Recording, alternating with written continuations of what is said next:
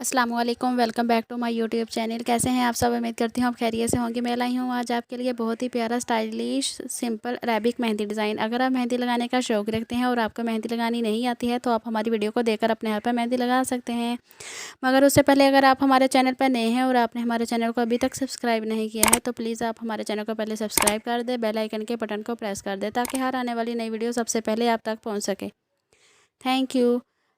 अगर आपको हमारी वीडियो अच्छी लगे तो इस पे लाइक ज़रूर करना और कमेंट सेक्शन में सलाम का जवाब देते हुए ज़रूर बताना कि आपको हमारे डिज़ाइंस कैसे लगते हैं। Thank you.